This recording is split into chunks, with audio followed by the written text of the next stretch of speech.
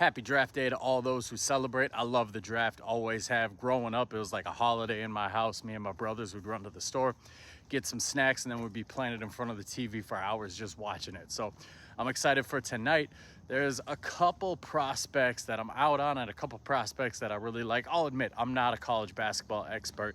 I don't really watch college basketball. Anybody who's married can relate to this. When you're married, you only got a certain amount of free time. Your wife just ain't gonna let you sit in front of the TV and watch every sporting event out there. So she lets me watch as much NBA as I want. Sacrifice for that has been college basketball and the NFL. So I don't catch too much college basketball or NFL these days, but I rarely miss any NBA. So take my thoughts with a grain of salt, but there's three guys that I'm absolutely out on.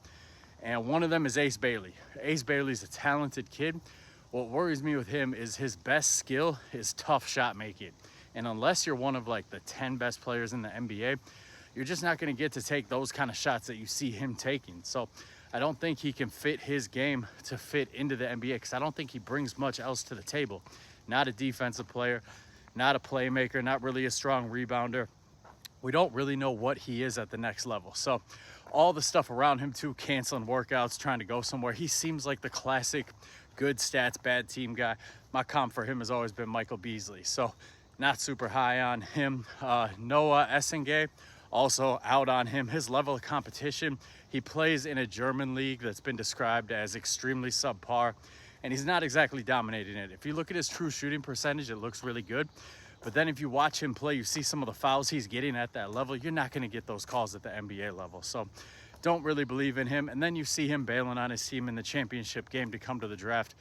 I don't know. I don't really like that in a guy. I want a guy with a little more competitiveness. And the other guy that I'm absolutely out on, Carter Bryant. He reminds me too much of Patrick Williams, where 6'8", athletic, theoretically can shoot, theoretically can handle a little bit, theoretically is a good defender, but not good enough to start on his college team. After the Patrick Williams experience as a Bulls fan, all the way out on guys like that who didn't start in college. So some of the guys that I'm a little bit higher on than most guys, I like Derek Queen a lot. I know there's questions about his motor, there's questions about his size, but when you watch him play, he has a really good feel for the game. He's a really good passer for his size too. So I think guys who kind of understand the game and have a good feel for the game, they have a nice chance to translate. I like Ryan Nembhard. He's gonna go in the second round. Obviously, he's not a first round prospect, but on top of just being Andrew Nembhard's brother, who's one of my favorite players in the league for the way he plays, this dude also averaged over 10 assists a game last year. So he's a nice playmaker. You know you're going to get him to play hard. He's going to play defense. I think he could be a nice backup point guard in the league. So I'm excited for the draft tonight. I'm excited to see not only what the Bulls do, but just what the league does as a whole. Let me know your draft thoughts in the comments.